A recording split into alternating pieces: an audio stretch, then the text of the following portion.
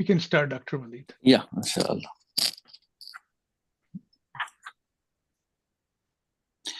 Assalamu alaikum. Bismillahir Rahmanir Rahim. Wassalatu wassalamu ala Sayyidina Muhammad wa ala alihi wa ashabihi ajma'in. So we'll continue our discussion of Surah Al-Qasas, and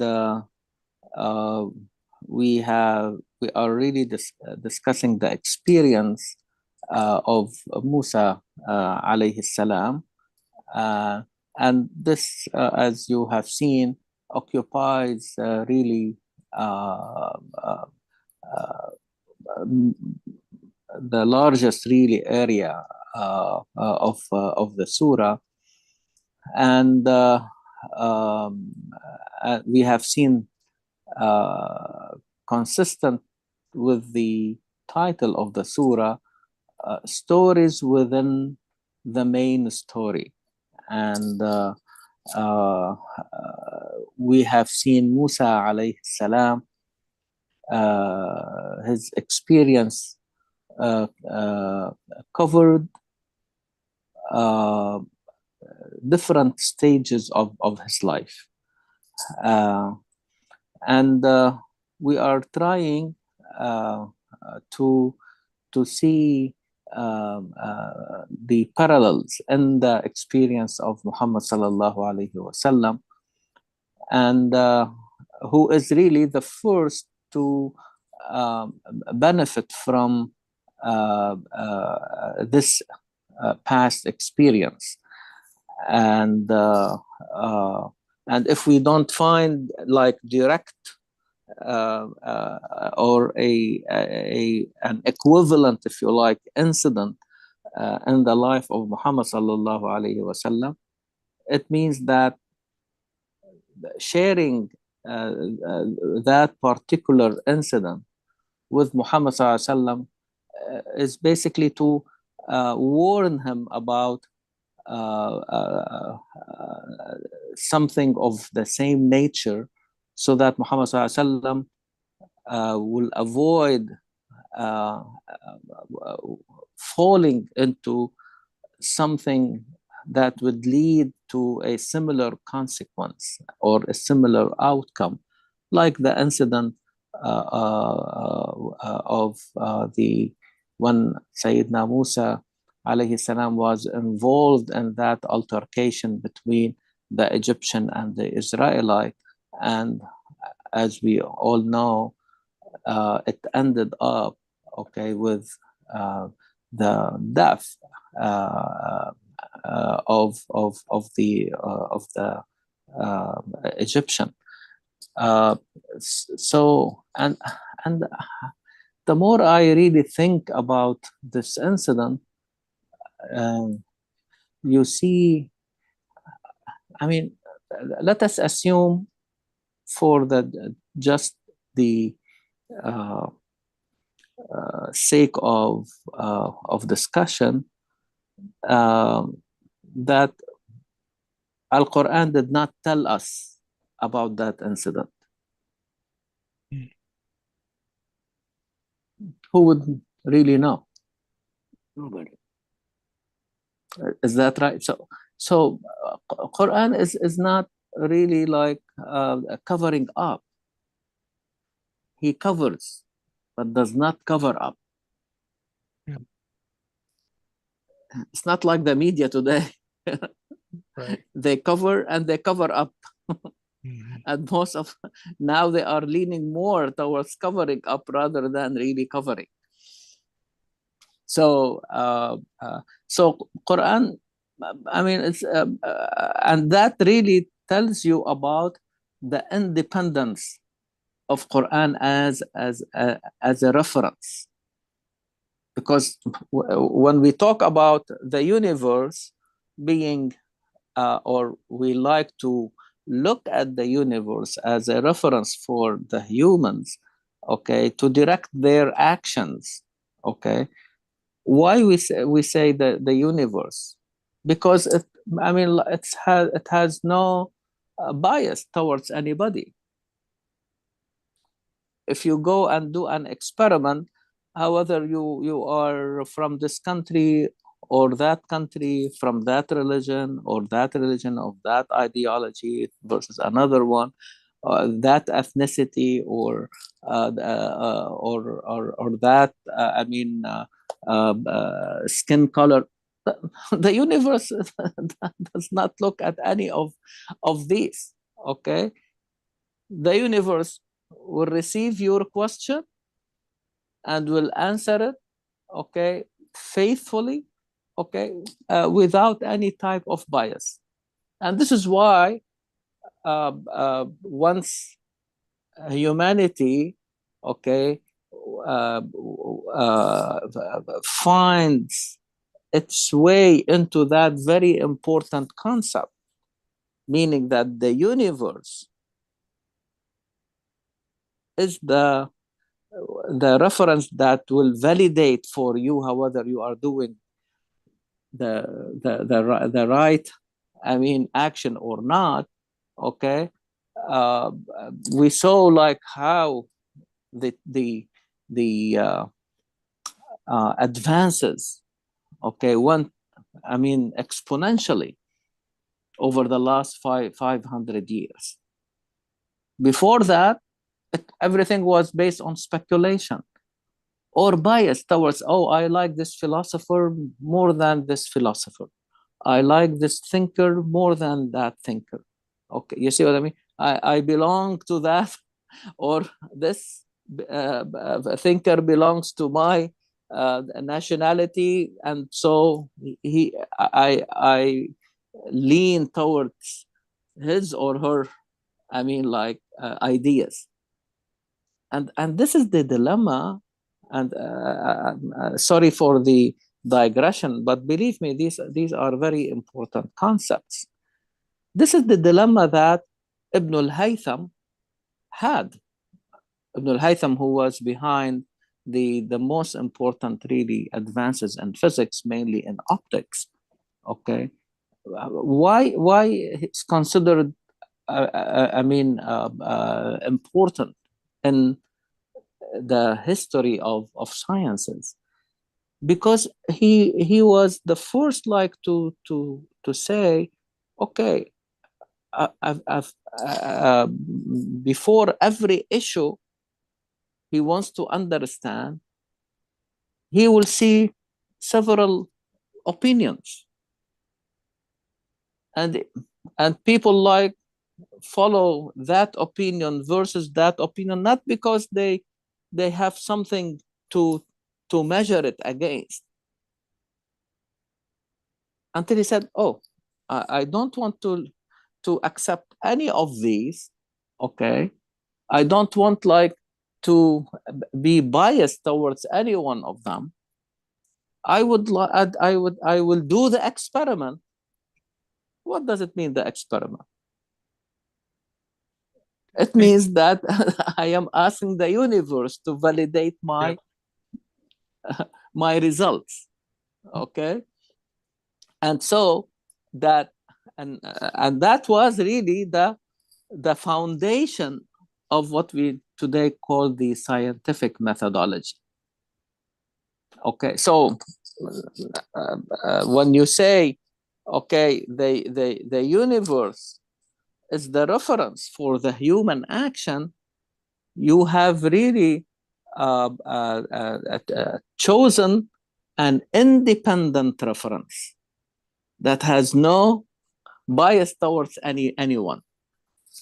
And really, when you see a story like that, and it can be easily forgotten, can be easily covered up, easily not even mentioned. But you see the courage.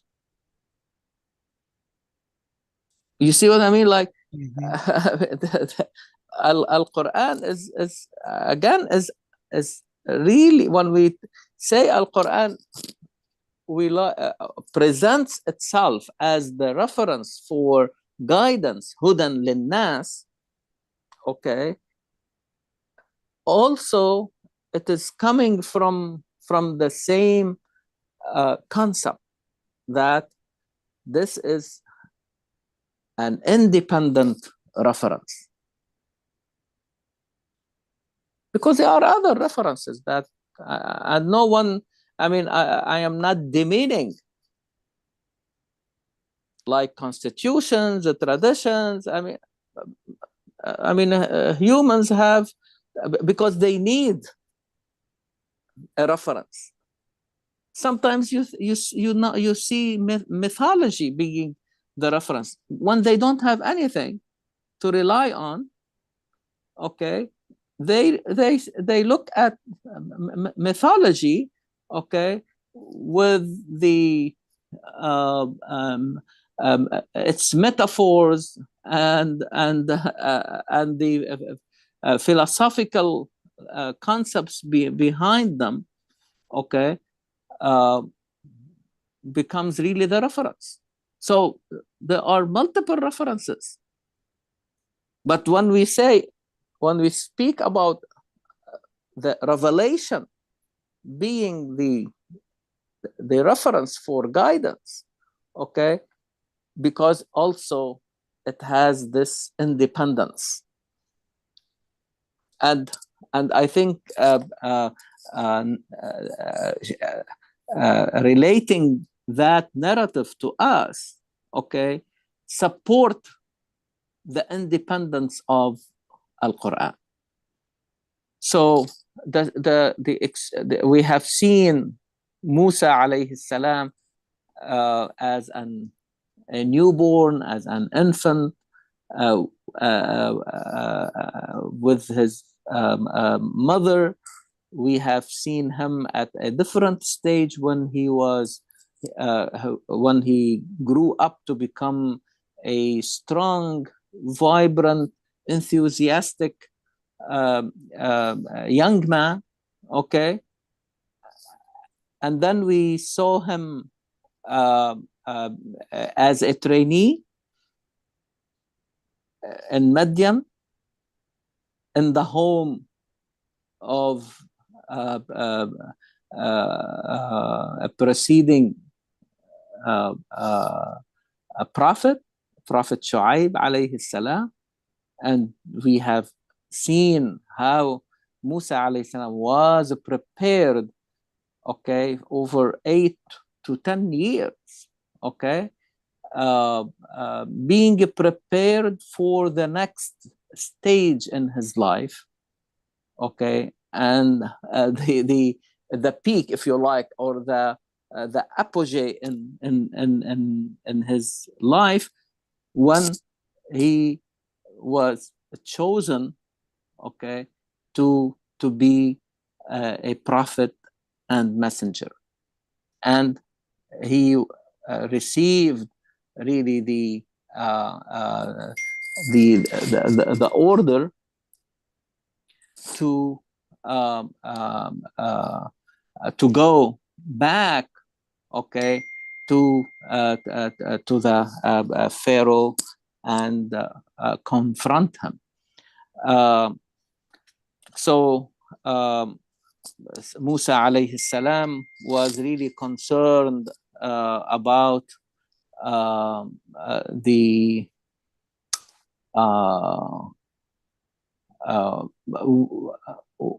what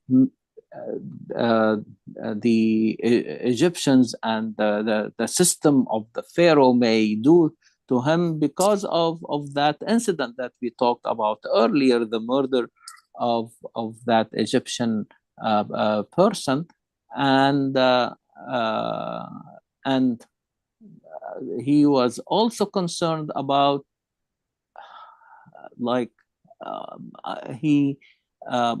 what is the medium through which he can really reach the people.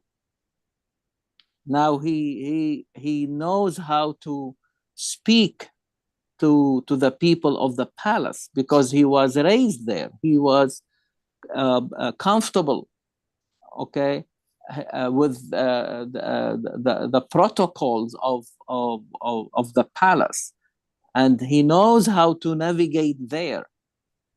But he has been really away from the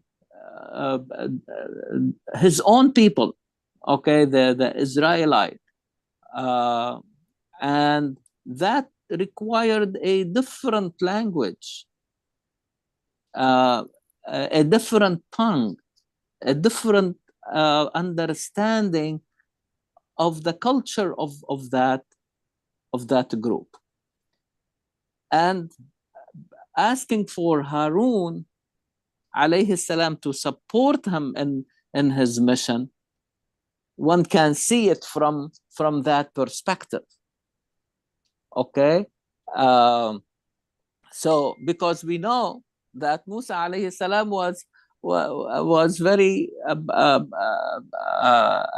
eloquent in the palace, and he was making the talking.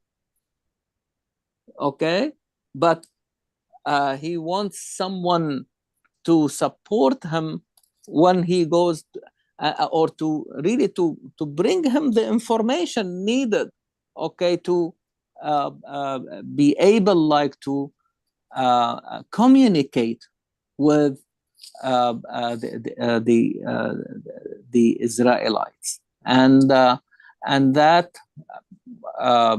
definitely Harun was an important resource really for him, because Harun alayhi salam lived with his own people all this time, and he understand, okay, the and again when Quran talks about وَمَا أَرْسَلْنَا مِن رَسُولٍ إِلَّا بِلِسَانِ قَوْمِهِ لِيُبَيِّنَ لَهُمْ.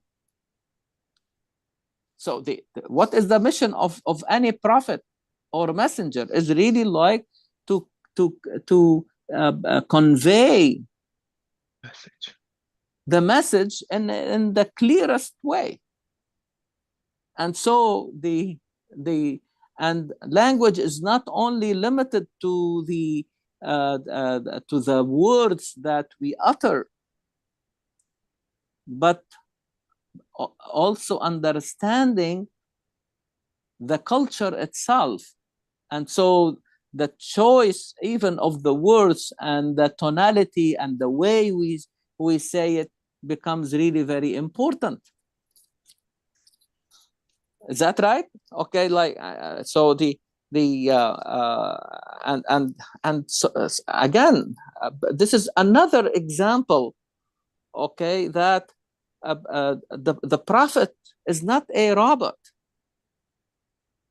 just like I mean, like receiving something and uttering it, and without really any interaction or understanding of the reality that he is really facing.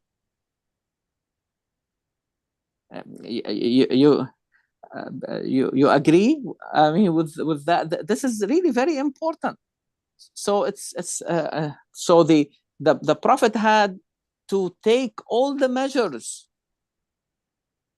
needed in order to make that mission effective. In other words, he wants really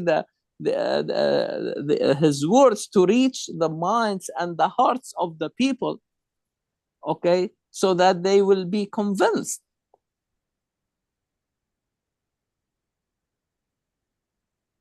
And so as you can see that Allah subhanahu wa ta'ala responded positively to the request of Musa alayhi salam, سَنَشُدُّ عَضُدَكَ بِأَخِيكَ, which is a metaphor to mean that we are going to strengthen your efforts and your capabilities by adding your brother to the mission itself. And Quran described Harun as a prophet.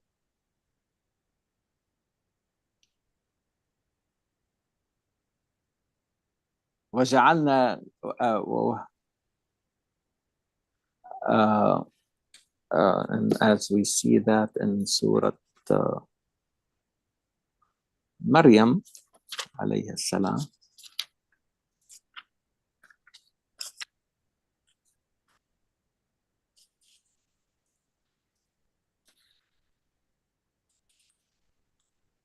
وَوَهَبْنَا لَهُ مِنْ رَحْمَتِنَا أَخَاهُ هَارُونَ نَبِيًّا. So no question about it, that Harun is a prophet. And now we can understand why in that setting, two prophets were really needed.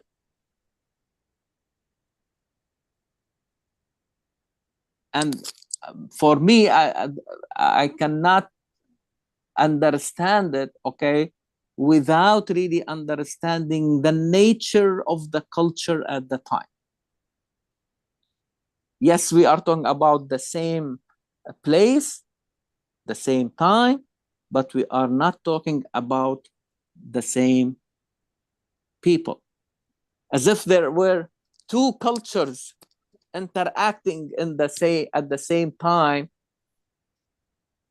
at the same place.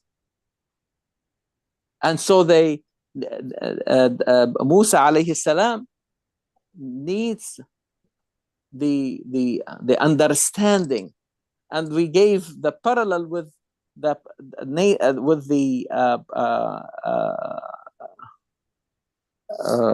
experience of Muhammad alayhi salatu wassalam, and he was able Muhammad alayhi salatu wassalam to speak. Okay, he knows the language of all the tribes around him. But when it comes to understanding the culture of each tribe, he wanted someone who has worked or interacted with these. And there was at that time no one better than Abu Bakr as-Siddiq radiyallahu anh, because of his profession as a businessman, and because of his status in the central tribe in Arabia, which is Quraysh, and we all know how that tribe was viewed by the other tribes, and so the interaction and the the transactions, no question, that gave him that insight into, and Muhammad sallallahu alaihi wasallam would need, okay, that type of information in order really to know how to deal with people coming from really different tribes. And so again, it's the prophet or the messenger is not really a robot. Okay, no. It requires a lot of knowledge, lot of wisdom. Okay, and this is how Quran presented to us Musa alayhi salam. Is that in the same surah that we are discussing? فلما بلغ أشده ولما بلغ أشده واستوى آتيناه حكما وعلما وكذلك نجزي المحسنين. So he had these qualities, okay, and these capabilities and these habits, both like in terms of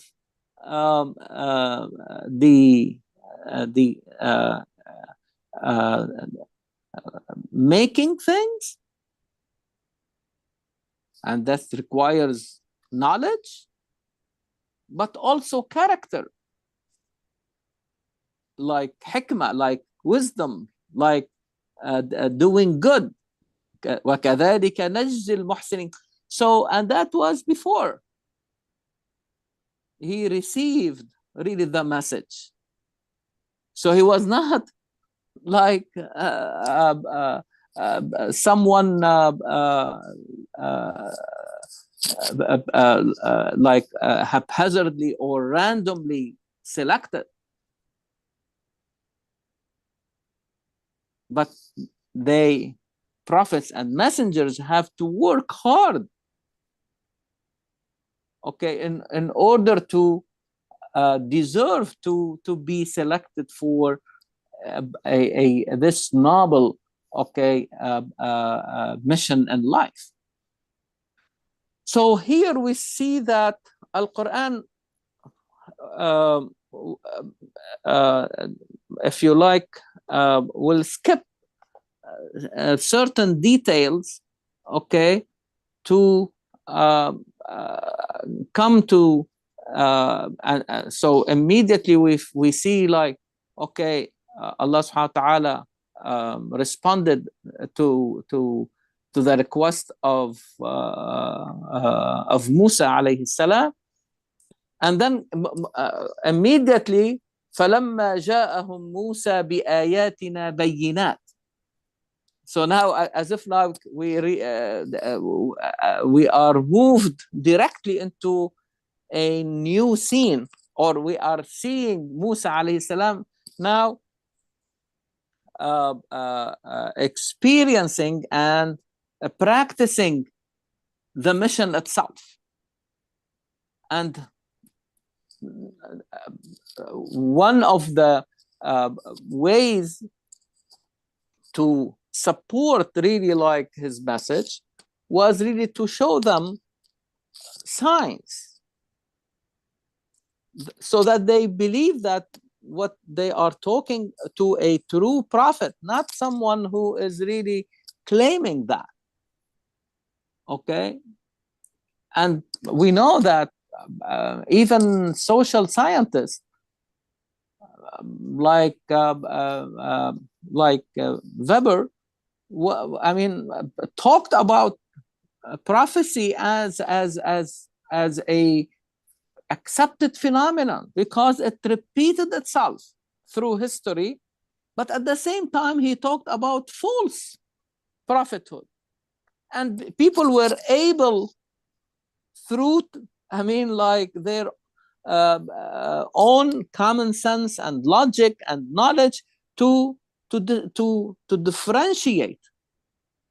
And here we have also to differentiate between those who rejected that prophecy, not because they have like enough evidence and data to do that, but as Quran said, especially about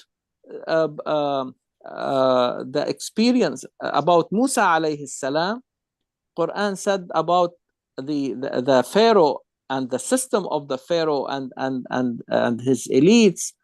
Quran, and I think in the coming future we'll see it together in Surah An-Naml, which is the surah before Surah Al-Qasas, and hopefully, I mean, it will be the next.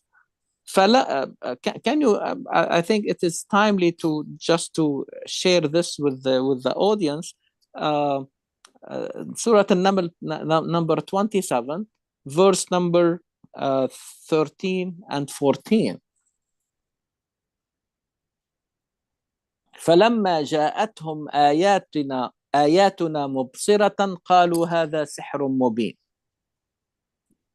He's talking about Musa alayhi salam showing these signs, okay, illuminating, so that no one can deny, okay,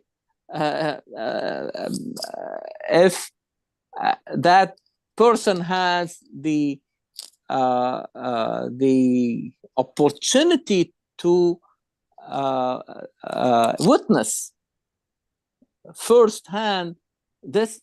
But for them, immediately they came to the claim or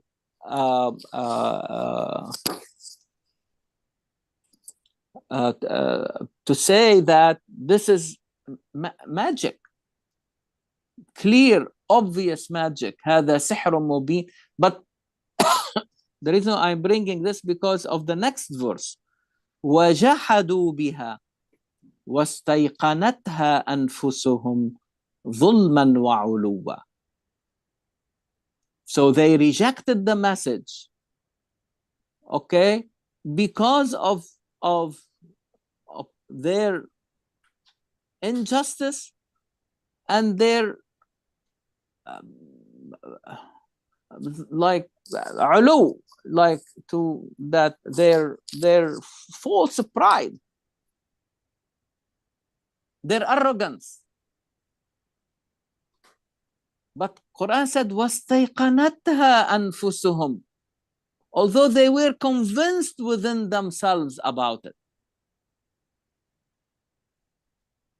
Okay, so they rejected it out of injustice and out of arrogance, rather than having like a good evidence or reason to do that. And here we see the same thing. فَلَمَّا جَاءَهُمْ مُوسَى بِآيَاتِنَا بَيِّنَاتٍ. And here we have to understand ayat, because still Musa has not really received the tablets, has not received the Torah yet. But he started, okay, by showing them really the signs, okay, the physical signs, things that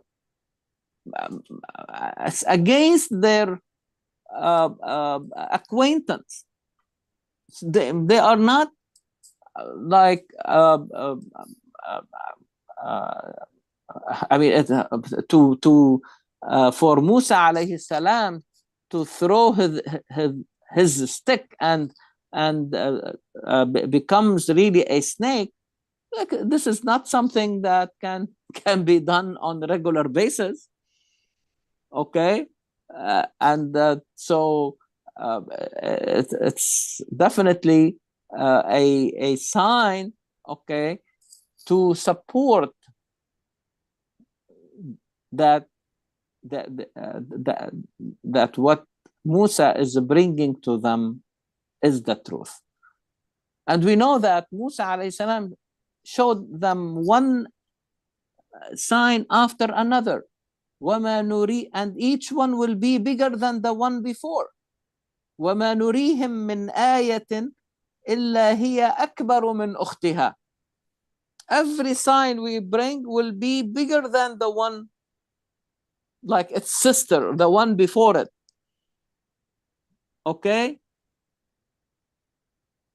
But none, and every time Musa will show them a new sign, they basically, their response will be that this is not only the term here.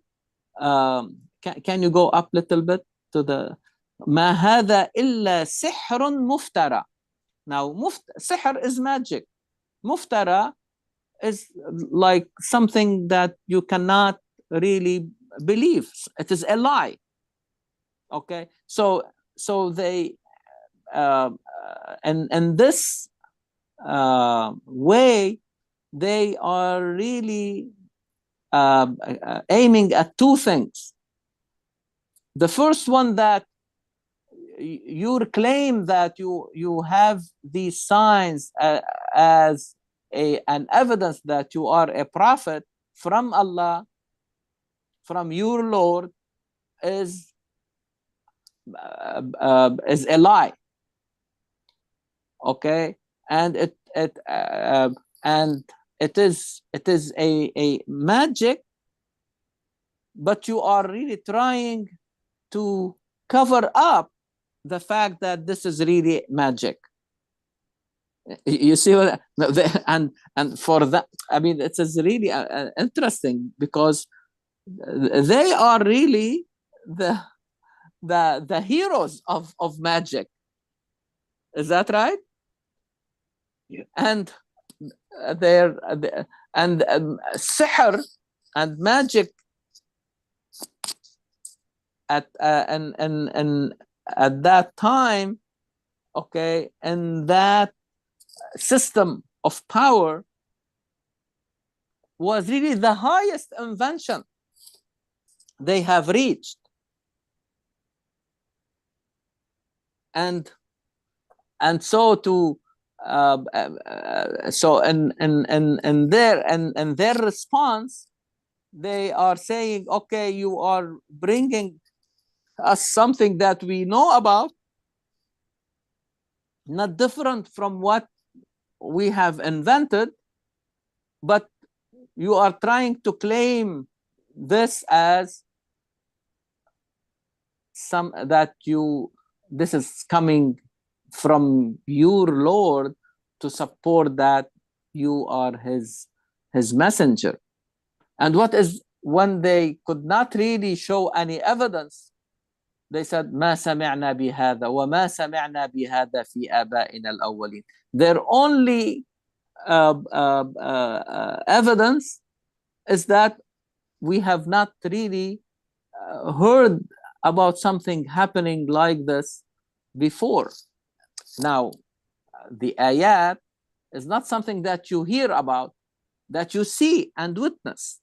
So they are really talking about that we have not heard about someone being sent as a messenger. And again, I mean, in historically, I mean, they know that these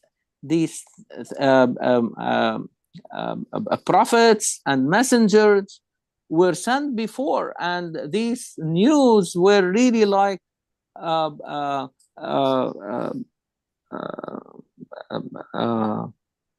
narrated and through generations. Okay, but what they, because there was a long time before they heard about something of that nature, like about a not something happening in the distant past, but something that could happen. So since they have not heard about it in the recent history, they basically rejected that. And this is also very important, because the same thing as we discussed in previous sessions, when we discussed the central theme of the surah, okay, that this is what was also this how this surah prepared the Prophet alayhi salatu wasalam to what he may hear from his own people, because the same thing. We know that the before Muhammad sallallahu it's the period is called Fatra, which means that there was no revelation. I mean, between Ismail and Muhammad alayhi salatu wasalam, there is nothing. And so because of that, people say, oh, then وَلَقَدْ آتَيْنَا مُوسَى الْكِتَابَ مِنْ بَعْدِ مَا أَهْلَكْنَا الْقُرُونَ الْأُولَى. The fact that a long time elapsed between the last prophet sent and Musa alayhi salam, that does not be taken as a proof that Musa is not a prophet. So they are using really these because they are they don't have anything else to use. And this is why Musa alayhi salam, yes, if you are saying that we have no knowledge, I don't care about your knowledge. Allah subhanahu wa ta'ala knows better than you who is really bringing the guidance from him. قال موسى ربي أعلم بمن جاء بالهدى من عنده. And he also knows better than you what will be the outcome of those who reject. Again, you can see إنه لا يفلح الظالمون. Can I add something? Yeah, here? please. I think it wasn't like the people around Pharaoh was not really, they didn't accept him as a prophet, but I think they were rejecting the message itself, Yes, right? yes. They could have the idea like, oh, it could be a guy who has some kind of ideas and he's intelligent, Yeah, is smart, he yeah, can say stuff, but the message is really contrary to their beliefs, right? What exactly. they believe. And Yeah. also, to me, it's not just they're rejecting the signs that Musa alayhi salam presented to him, but I think it's clearly they're rejecting their own eyes from what they're seeing, right? This is what we are seeing right now too, right? People who are not believing what they're seeing with their own eyes and making up lies to say this is, Yeah. even though themselves they believe, like that's what I think this the ayah was talking about, like they believe because it's self-evident, they cannot deny it, but they're lying around it to get around the truth, Yes. make up because this is not what happened, this is what happened, causality, what if this, buts, all this that people use, but that, right? Yeah. Yeah. That is what is used to kind of cover up the lie. So that's what I think, this is what Quran is warning us. Yes. And Yes. this is what will happen with people who Exactly. oppress other people. Exactly. They will Exactly. make excuses, Yeah. Yeah. justify Yeah. their belief. And to support what you are saying, that in the days of Muhammad alayhi salatu wasalam, when you look at the biography of the Prophet from the time of the message, at the beginning, they were not saying anything against him, Mhm. because okay, he has his own ideas, he has Exactly. that's fine. But the moment they start to see the effect of the new message on their own interest, they became crazy, and they tried, I mean, over the several years, okay, every type of atrocity, okay, to basically to stop the message. And we all know how it basically that period ended with hijrah, okay. I mean, like, and we saw that very clearly, and the circumstances that surrounded that important uh, uh, uh, uh, change. Mhm. Okay,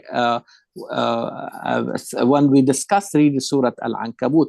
But again, I mean, you are right. I mean, and this is why Quran is saying is not really and here you can see the same thing. إنه لا يفلح الظالمون. There is this is a form of injustice that they are inflicting on themselves before anybody else. Right. Okay, so and this is why we always say that objectivity, okay, to be objective, it doesn't come from outside, because you can manipulate. Even I mean, the researchers should be the most important. I mean, like the ones who really like are most objective. Mhm. Is that right?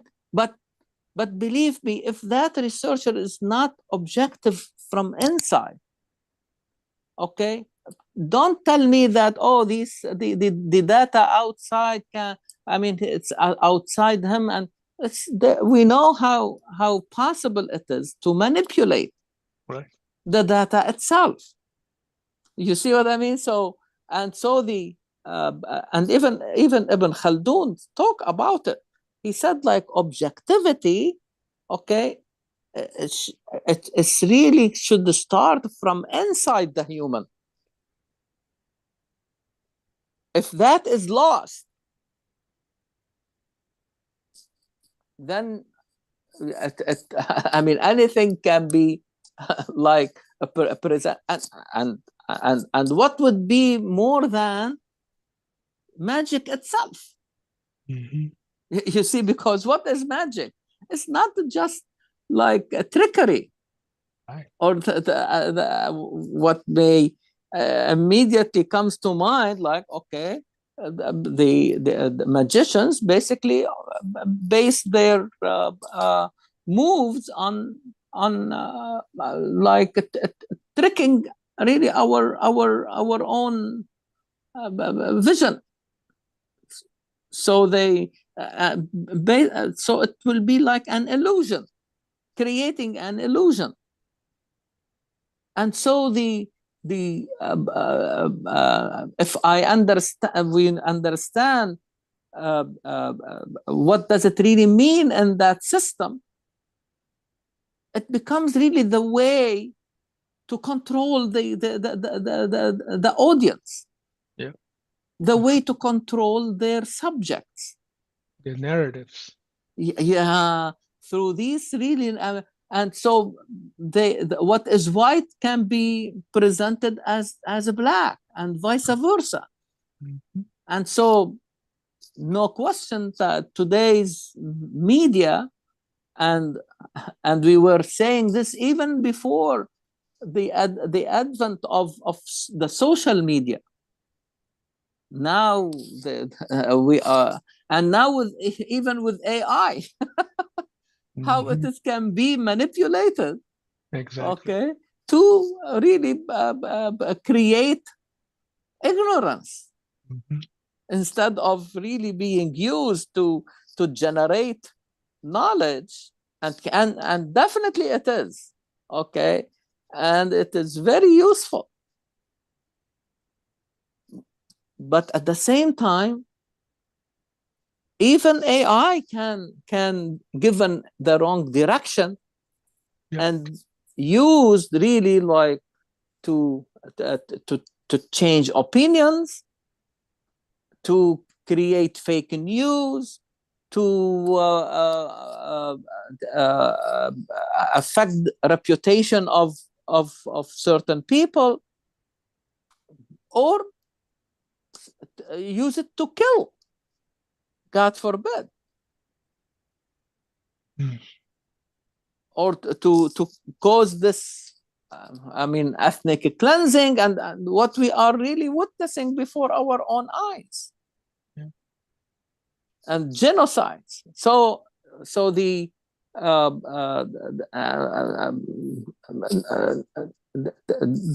first thing that the humans may cheat, they cheat their own principles. Brother Walid, Assalamu alaikum. Can I make a comment or two? Please. Okay. So we have the advantage that we have the entire Quran with us, right? Yes. And these stories that Allah subhanahu wa ta'ala is telling us, unlike the Bible or the Torah, where there are all kinds of stories, but Allah has picked only the important stories, the most pertinent and relevant stories. And that these stories, one might think and say that, oh, these are, as in the Quran, Asatur al-Awwaleen, the tales of the ancient, but they're not. The theme of these stories are still being relived today. For instance, not the entire population of this earth has become Muslims. There's still, we have other religions who do not believe in the Tawheed of Allah, right? But the consolation that I derive from within the Quran, when Allah has said, how Allah will deal with these people, when He says that, Inna Allah la'ana al-kafirun wal malaikati wal nasi ajma'in khalidina fiha la yukhaffafu anhum al-azab. So Allah is saying that these believers, Allah has cursed them, His malaika has cursed them, and the people have cursed them, and their place will be in Jahannam for a very long time, and there'll be no retribution, and there won't, and no punishment will be reprieved from them. So we know that how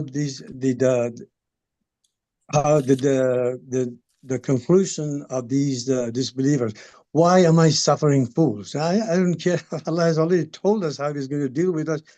I would rather like to move on when Allah says that this Quran is a huda, a rahmah for the mu'min. And let's try to take advantage and benefit by applying the ones that will benefit us. We already know what will happen to these kuffars, okay? You see, does that make sense? Yeah, but Brother Noor, I mean, yes, I mean, what you really quoting, I mean, these verses from Quran, and when Quran is talking about kufr or shirk or nifaq or fisq, okay, these are diseases, okay, and we should not really think about them that these are really just happening outside. They may threaten any one of us. And this is what we, and honestly, this is will make really sense not only to us, but to any reader of Quran if they really see it in this way. But if to see that, okay, oh, I have been I have received this la'na and this is not coming. Even in that situation, Quran, إِلَّا الَّذِينَ تَابُوا. You see? I mean, so there's always way out because this is a disease. You see what I mean? And unfortunately, this has happened a lot, even in our own schools. The children, okay, out of fear, out of we were concerned about them, we start really telling them about and believe me, sometimes at an age where they don't even understand what is going on, and it becomes like more of an indoctrination rather than really a way to understand, okay, that we are here together to help each other in that struggle, okay? Like any disease, like any physical disease, okay? I cannot say, okay, if there is like an infection like COVID, and to say, oh, this is as happening outside, I have nothing to worry about. You see what I mean? Imagine that it happened in China only and did not go to other places. Does that mean that we should not work on a vaccine to protect the people? No. You see, if I say, oh, it's I am still, I mean, safe. Okay, it has not reached me. Okay, I will be honestly, I mean, I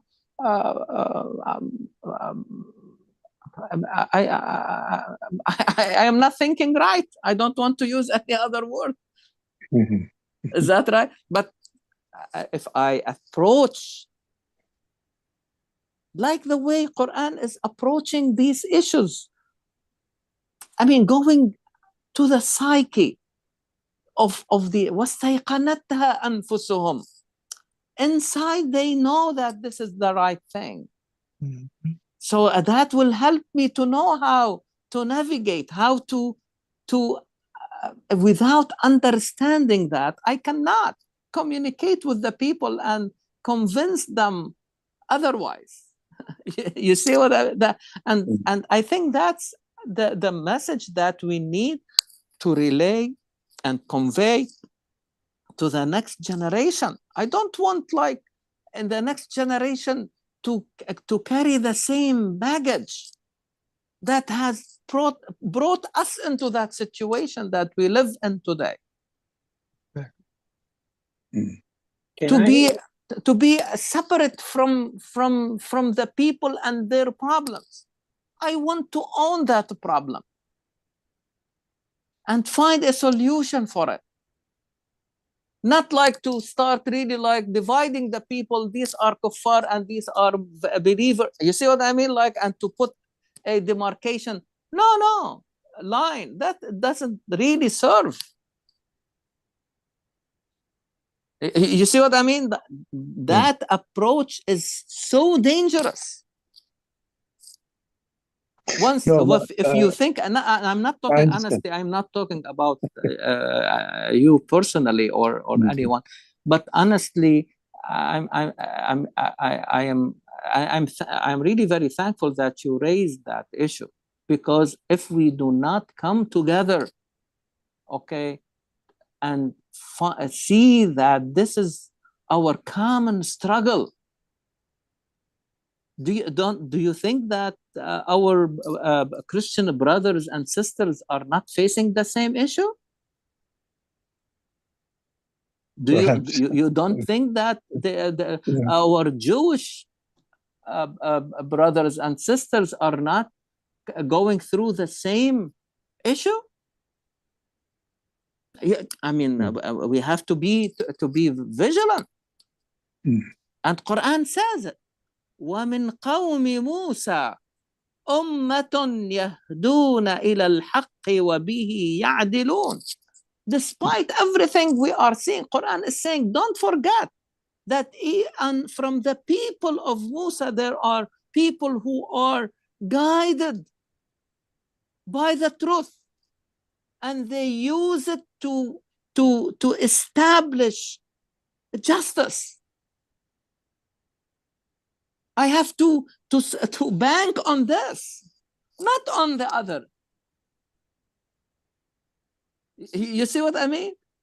My strategy should really be to strengthen that, because that works for all of us.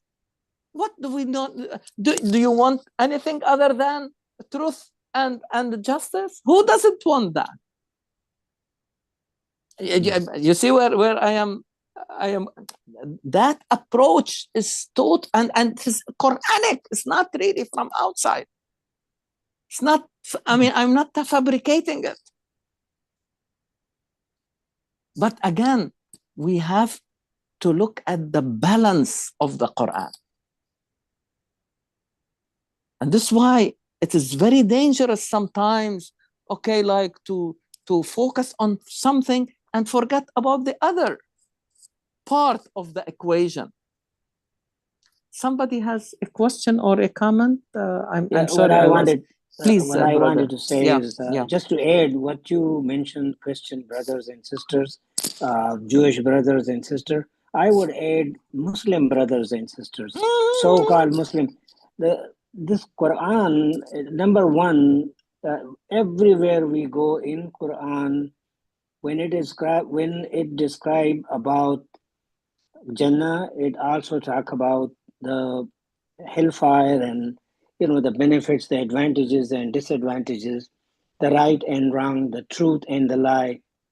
So unless there is comparison, we won't know. If there wasn't any day, we won't know the night. If there wasn't any night, we won't know the day. What the day is. And the whole idea is Quran is for me.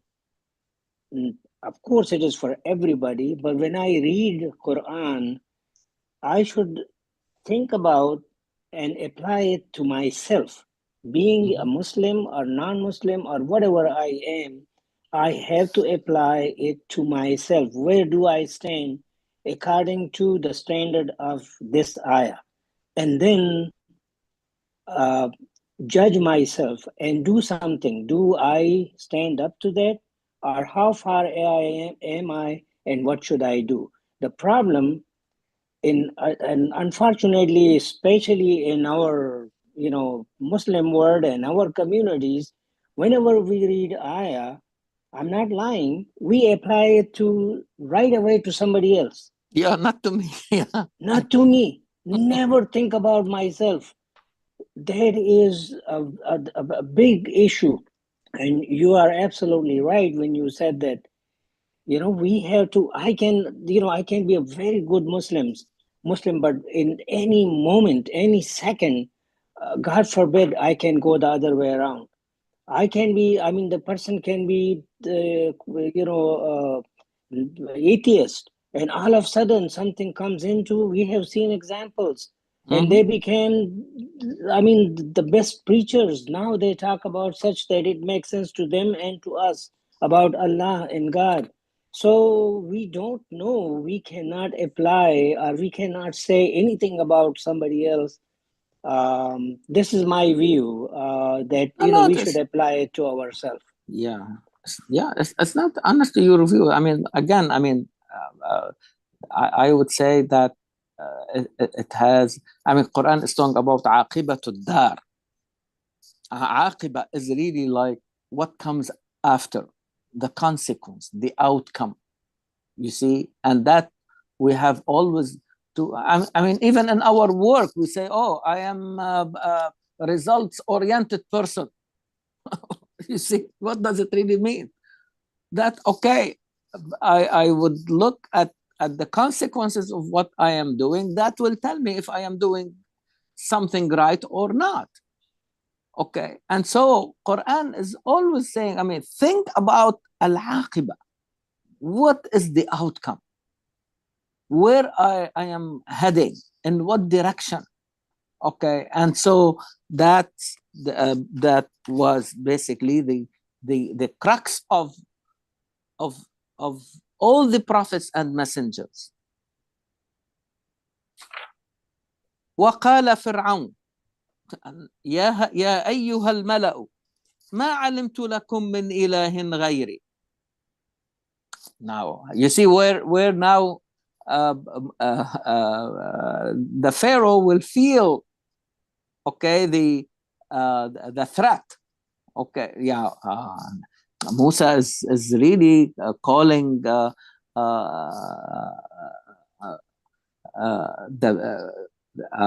upon his Lord, his God. Okay, and so it means that I am losing that position that he put himself in or claimed for himself. Can I, go ahead. Before I forget, I'm so sorry, before I forget. Yeah, go ahead. Can we go back to the ayah, وَأَخِي هَارُونَ هُوَ Okay. So I'm sorry, but before I forget it, something is in my mind, and I want to just where it says يُصَدِّقُنِي إِنِّي أَخَافُ أَن يُكَذِّبُونَ. Yes. In this ayah, you spent some time and you beautifully explained, and now we understand, hopefully, the meaning of this ayah completely. But the fear of Musa alayhi salam at this moment was that for whatever reason, he was afraid that the Pharaoh or those people would call him a liar. So he needed somebody to support his views and, had a status in the society. And you also mentioned the parallel, the Prophet sallallahu alaihi wasallam, Hazrat Abu Bakr Siddiq. Now, he didn't give Siddiq to himself. He was called upon Siddiq at the time because of his character. Yeah. And I'm, here also, and he was also in so many cases was called upon, unfortunately, Sahir and Majnoon, Kazzab. And, in this situation, I'm positive that maybe, and not maybe, but Harun alayhi salam had the status in the community at that time where he was known as, like Siddiq, and was trustworthy and, big communicator. Yes. That's why he asked for his help. Exactly. Am I thinking? Yeah. Right way? And again, the more you think about it, you will find new dimensions. You see what I mean? Like, okay, from the standard, from the like the language itself. Okay, so Musa may feel that no matter he tried to communicate his message, it may not reach them the same way. Okay, Harun may probably show it to his own people. And to have someone like Harun who has been with his people all that time, and he's not really an ordinary person. Okay, so that if Harun like second him, like when you are in a meeting, okay, and someone say something and you say, okay, I second this opinion, okay, you are saying, oh, this is, I think this is really the right thing really to do, you see. And so Harun was also playing that role, okay, that he want to second Musa alayhi salam in what he is really conveying to the people, so people will feel comfortable. Okay, I mean that should really make them think more about it in a more positive way. You see what I mean? So Yeah. so the more you think about this support from Harun, you will find that it is happening at all, in all these dimensions, in all these perspectives. And it's good to think more about and find more layers for that, okay, because it is important for us. You see, and it sometimes it happens all the time. I always remember my close friends who would really, like, we go together and meet like a new person, or we start to talk to them. Definitely I feel supported, I feel like and it goes in both directions, okay, like when so the other people in that circle will have, I mean, more trust, okay, in what you are really conveying to them. So no question about it that the support came to Musa in different ways. But again, I'm trying here to refute that Musa alayhi salam was like, he cannot speak. As sometimes it is really like mentioned in, I mean, in certain really books, and even sometimes in commentaries. I mean, this is because this can be easily refuted, because Musa was making the talking in the palace. We don't hear Harun speaking in the palace. You see, if it is really like a matter of a physical problem on the side of Musa, why he was the one who was making the talking. Qala Musa. Okay, yeah. So that's thank you very much for making these comments. Sure, thank you. So now the Pharaoh is really trying to resort to really a new way of or a different way of like to refute really the claim of Musa, and this support what Brother Shakil was saying, like the issue is not Musa. And subhanallah, even with Muhammad alayhi salatu wasalam, Quran told him the same thing. فإنهم لا يكذبونك ولكن الظالمين بآيات الله يجحدون. It's as if Quran is telling Muhammad, don't take it personally. It is not your person. They are not refusing you as Muhammad. The Pharaoh is not refusing Musa as Musa. He is refusing his message. And that what really threatened the throne of the Pharaoh himself. Because he's claiming that he is أَنَا رَبُّكُمُ الْأَعْلَى, the highest like authority in this existence. and I have not known any other God, any God other than me. فأوقد لي يا هامان على الطين فاجعل لي صرحا. So he wants to build like a big tower, and again here has nothing to do with the pyramids. Pyramids are really built by the pharaohs like to be their tombs, their graves. Here is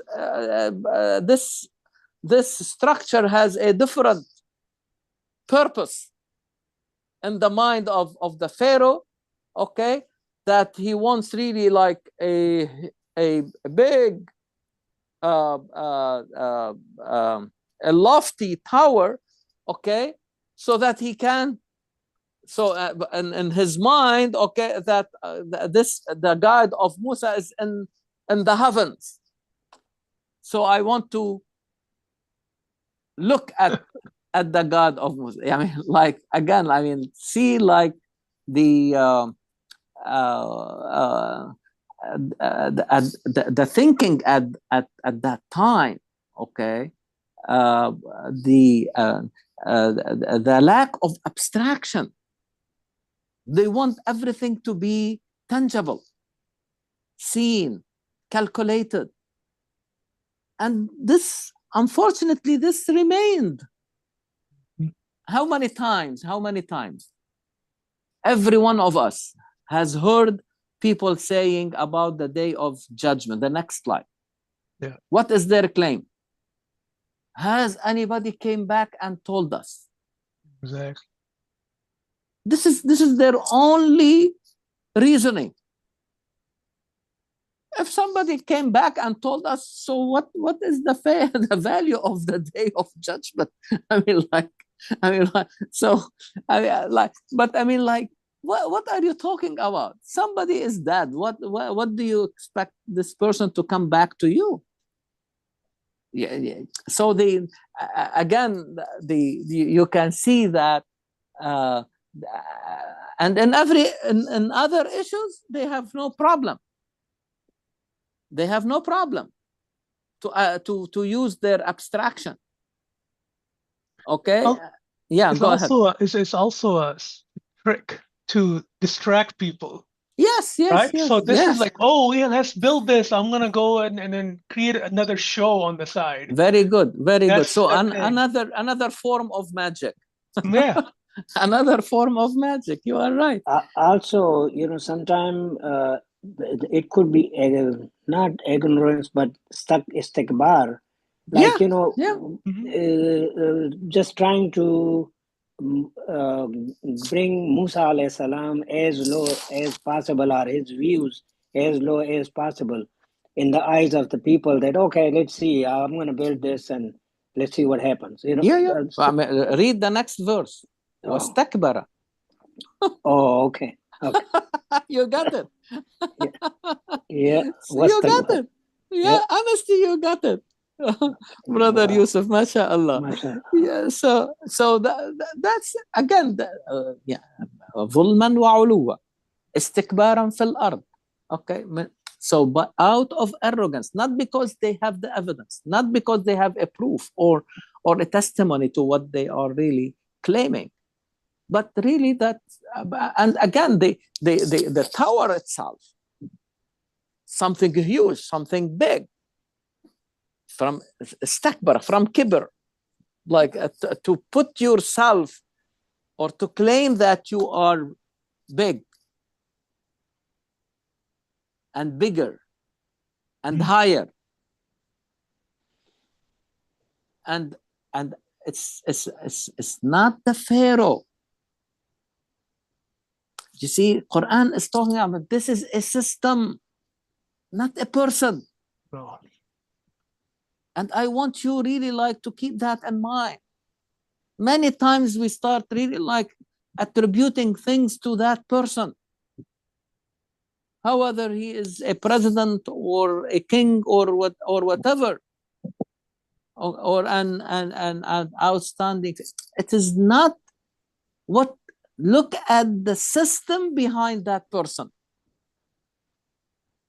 the system supporting that person, because one person cannot make all these things alone. They have to do this sometimes through institutions, a huge government, deep state, call it what you really want, but it is not one person. That person may be the representative, like the Pharaoh is the representative, and this is why Quran does not bring names. You see, even Haman is not the name; it's a name of a position. Who it represents. What you see what I mean? Like any person can be there. And we talked about the Pharaoh who took, whose wife convinced him to take Musa in. It's not the same Pharaoh that now Musa is facing and confronting.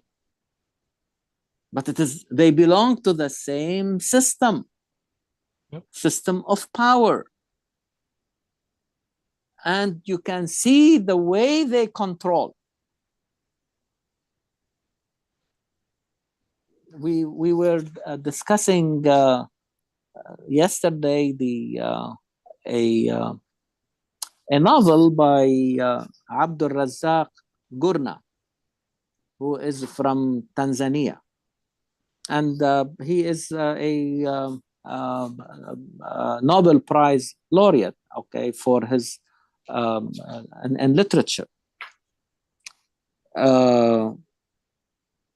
So his novel is called Paradise, and it is really about describing in very simple language, in English. I mean, he wrote it in English firsthand, and he is really describing what happened in East Africa, and through that novel, although it's a fiction, but you know these writers are so intelligent. So through these fiction stories, okay, they can tell you about the history of that part of the world during a certain period. Like in this case, it was like the end of the 19th century, the beginning of the 20th century, before World War I, 1914. So the area was basically colonized by the German. And what was interesting, that one protagonist of this novel, I think he represents, and others, I mean, or the people of literature look at that person as the critic among the protagonists, okay? And he was talking about like what the colonizers do.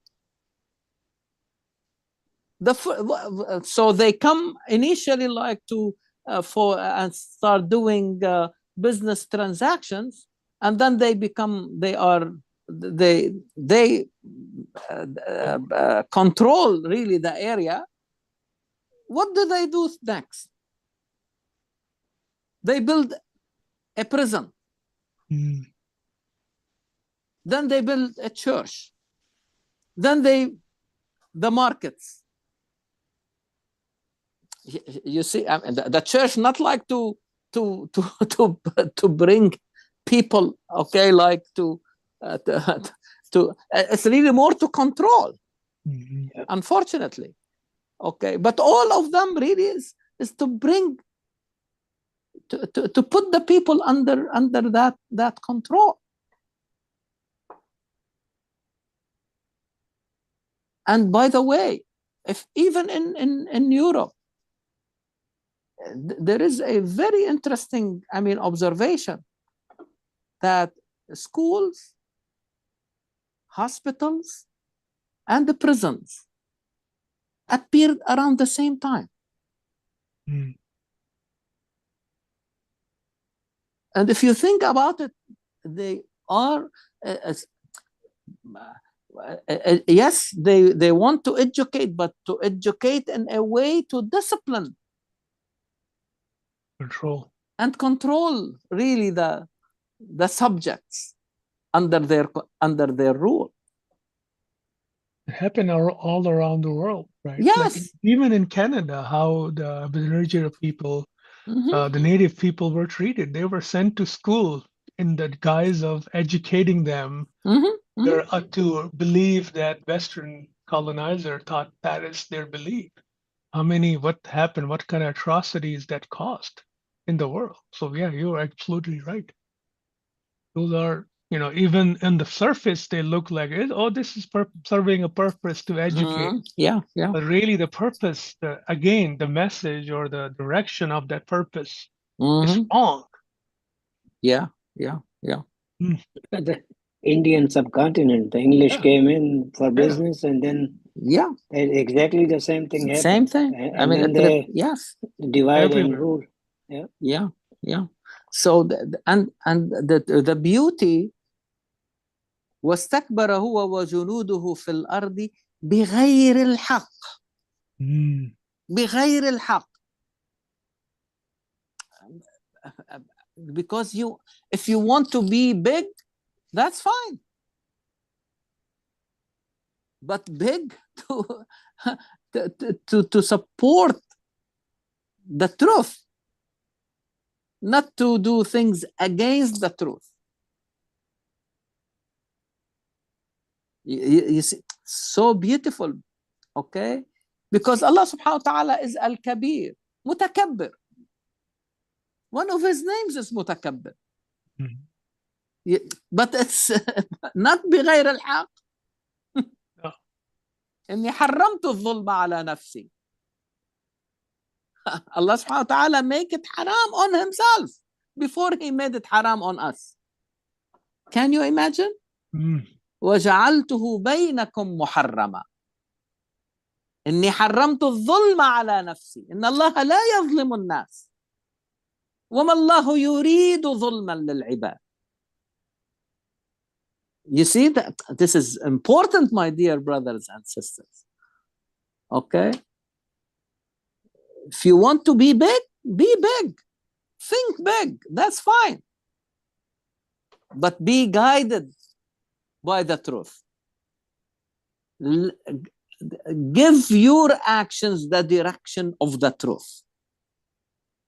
Yeah. وَظَنُّوا أَنَّهُمْ إِلَيْنَا لَا يُرْجَعُونَ. What does it really mean? That they think that they are not coming back to us. Mm-hmm. What does it mean? That they are behaving irresponsibly. You see, this is what happens when people behave without responsibility and accountability. What is the meaning of the day of a judgment? In my life here, it has to be present here.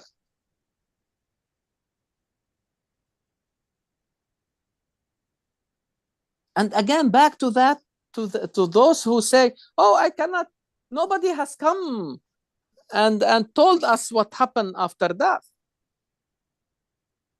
Okay, the problem is really in us, because we live in the other life at the same time, but our own senses have become an obstacle. An obstacle. I don't know if any one of you has seen this video. I mean, about by a neuroscientist who basically talking about the presence of ruh or spirit or soul. Okay, especially and people who experience like near death Okay, and the way they describe what they, and this is very interesting. And usually this happens when, like, and that particular, like, a lady who had like aneurysm, like the dilated blood vessel in the brain, and you know they sometimes they, I mean, like if they burst, they cause bleeding, and if it can be major, and patients may die. So there is this neurosurgeon who basically used like hypothermia to minimize really the activity, and they stopped the circulation into the brain, and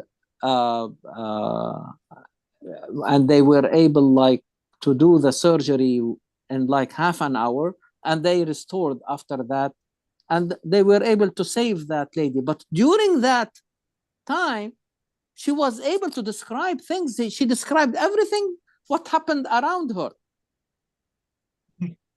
She had a vivid description of the operating room, the people around, the surgeons, and everything, that the anesthesia.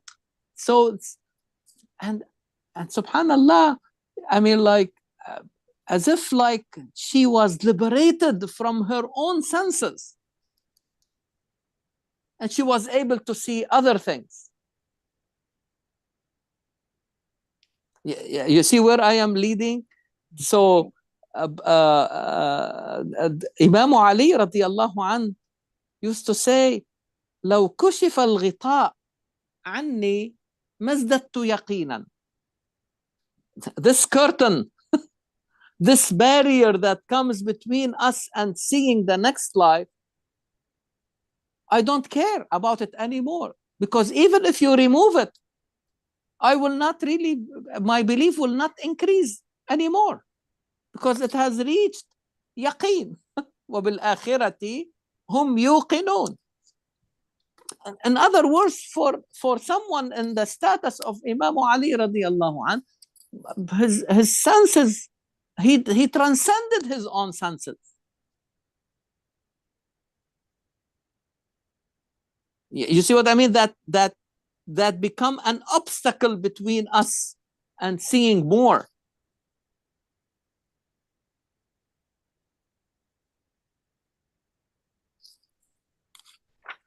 Can I ask something here? Yeah, please go ahead. So how do we understand or describe telepathy? Because some of us have a lot more experience with telepathy, and what is that? Yeah, again, I mean, I'll give you the example of Hadrat Umar radiallahu anh. He was giving khutbah in Medina while the army was like going like to fight an enemy somewhere else, and suddenly he stopped. And this happened, I mean, in front of the people who were really I mean, like in the audience when he was giving the khutbah. He stopped. I mean, he was talking about something, and he stopped, and they heard him saying, like talking to the leader of the army, giving him like directions that they are really facing an ambush. They are going into an ambush of their adversary.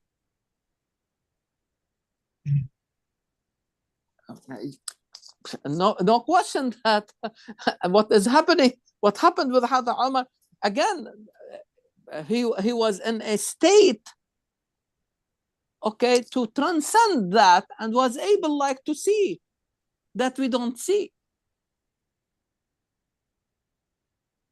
In other words, my dear brothers and sisters, there is a big problem that is facing humanity throughout, but it comes in different forms, okay? Especially when when humans really achieve a lot and they see the universe is responding to them, I mean, in an exponential way, they become taken by what they are doing and achieving to the point that they think they are doing this. And so they become stronger believers in the material world. You see, like by the word of causation. If I do this, I get this. If I do this, I get that. You see what I mean? And I am not against that. Please don't misunderstand me. But I don't want to confine myself to the word of things, to the word of causation. I believe in it, but I do not confine myself to it. I will not imprison myself in it. You see what I mean? It is when Quran talks about this dunya and don't succumb to it, he's not saying don't believe in it or don't do things in it or don't be effective in it, but do not be a prisoner of it. Big difference, my dear brothers and sisters. Be aware and keep liberating yourself. Liberating yourself from this, from the confines of the material world. And we said last time that this material world constitutes only 5%. The matter in this existence does not exceed 5%. So you are talking about the margin of error. You want to put me in the margin of error? No. If you want, that's up to you. This is your choice. But don't force that type of thinking on me. So these phenomena, to me, they are like glimpses, okay, signs for us, okay, to strengthen, yusaddiquni, like to strengthen our belief that there is something beyond the material. Okay? Yeah, go ahead. Jazakallah khair. Thank you. فأخذناه. Go ahead. I'm sorry. فأخذناه وجنوده فنبذناهم في اليم. Again, فانظر كيف كان عاقبة الظالمين. Oh, by the way, I mean, how many times? I don't know if Brother Yusuf has counted them. How many times this surah talks about dhulm and zalimeen and zalimun? Many times. Many times. I had counted before. Yeah, but again, because it becomes really like important theme. Is that right? When it is repeated several times, as if Quran is saying, be aware. The problem is the dhulm. The problem is injustice. And see what is the outcome of injustice and the outcome of those who are oppressors in this world. فأخذناه وجنوده فنبذناهم في اليم. We seized him and his armies, threw them into the sea. وأتبعناهم في هذه الدنيا لعنة ويوم القيامة هم من المقبوحين. So so they became like leaders to that outcome of suffering. While we have seen when Quran talks about the prophets and messengers, reform, وَجَعَلْنَاهُمْ أَئِمَّةً يهدون بأمرنا. You see, we have made out of them leaders to guide the people to Allah subhanahu wa ta'ala. Here, the opposite. They lead, unfortunately, the people to the suffering, to the hellfire. And that day, the day of judgment, and the day of resurrection, they will find no help whatsoever. وأتبعناهم في هذه الدنيا لعنة ويوم القيامة هم من المقبوحين. And لعنة, when we say someone is mal'oon, like Satan, means that he has been driven out from the mercy of Allah. You see? And imagine if someone loses or goes outside the circle of the rahmah of Allah subhanahu wa ta'ala. So they are driven out in this life and in the hereafter from the rahmah of Allah, and they will be cursed by the people. As brother Noor was quoting from Surah Al-Baqarah, أولئك عليهم لعنة الله والملائكة والناس أجمعين. So I think so that section we and you can definitely there is a big lesson to the Prophet alayhi salatu wassalam when Quran is talking about the outcome of these oppressors, and Muhammad sallallahu alaihi wasallam was really facing a similar situation in Mecca. And so these stories will increase the morale of the Prophet and the believers around him, is that yes, now they are facing all these difficulties, but the outcome will be different, and they will see it was so difficult even to the believers to grasp that promise. And so even Hadrat Umar said, okay, سيهزم الجمع ويولون الدبر. One day they will be defeated. And he said, oh my God, how come this is going to happen?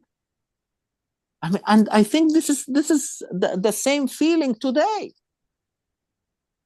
But you see, we should not lose sight that things will not continue like that. We should always be hopeful that things will change, inshallah, and into a better situation. When that is going to, nobody knows, but that should not stop us from asking the question to ourselves, what is my duty at this moment? What I should do in this moment? I believe that the outcome is going to be better. It may happen in my life. It may happen after I leave this world. Nobody knows. But what I know, what I am supposed to do now.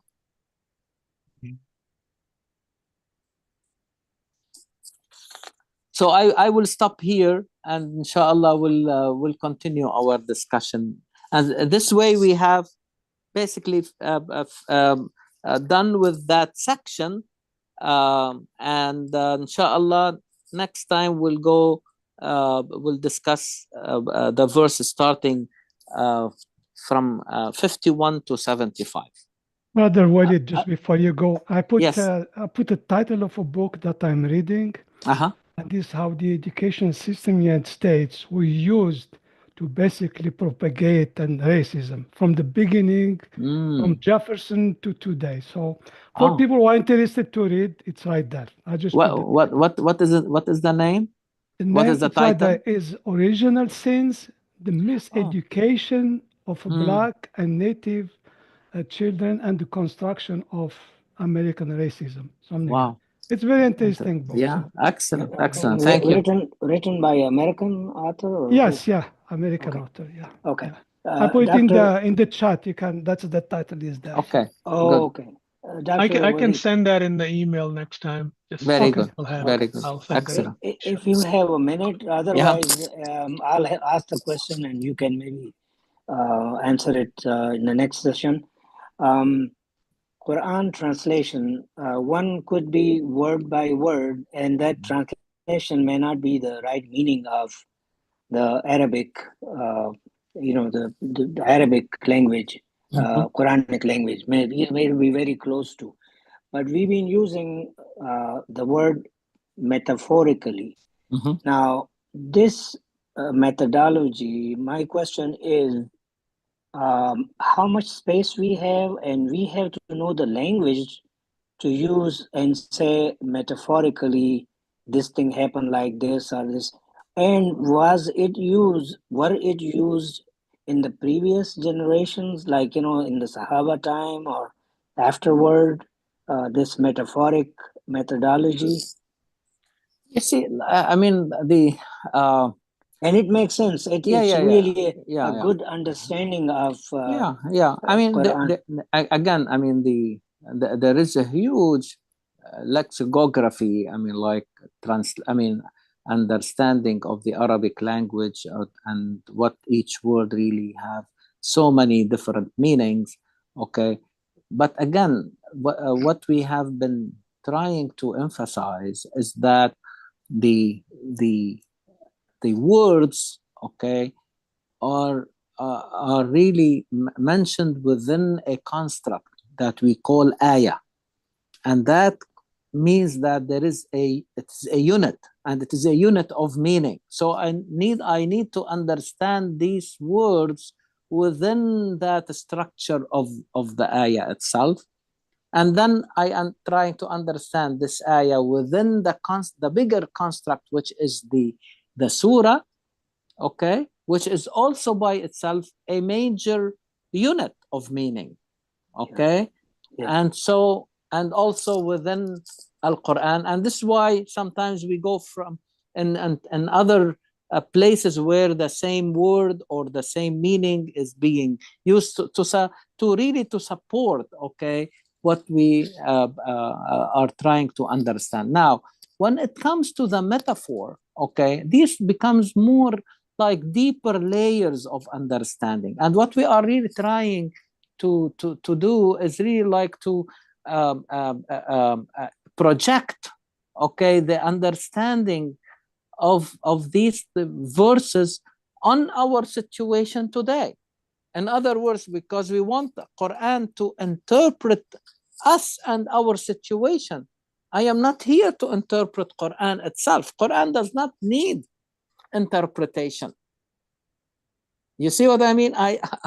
We are consulting Al-Quran, okay, to help us to understand what we are going through and what happened before, to have an understanding of. You see, and if Quran is helping me to understand what happened before, this is tafsir. If it is helping me to go forward, it becomes ta'wil. Okay. What is happening next? You see? Yeah. And tafsir was mentioned one time in Quran, while ta'wil 15 times. Okay. For me, it means that we have to, there is this saying that life is understood by looking backward. But if you want to live it, you have to look forward. So tafsir helps me to understand what happened before, while ta'wil is helping me how to move into the future. Forward. Okay. Make sense? Yeah, it does. Thank you. Yeah. Okay. Yeah. Thank you very much. Okay. Thank you.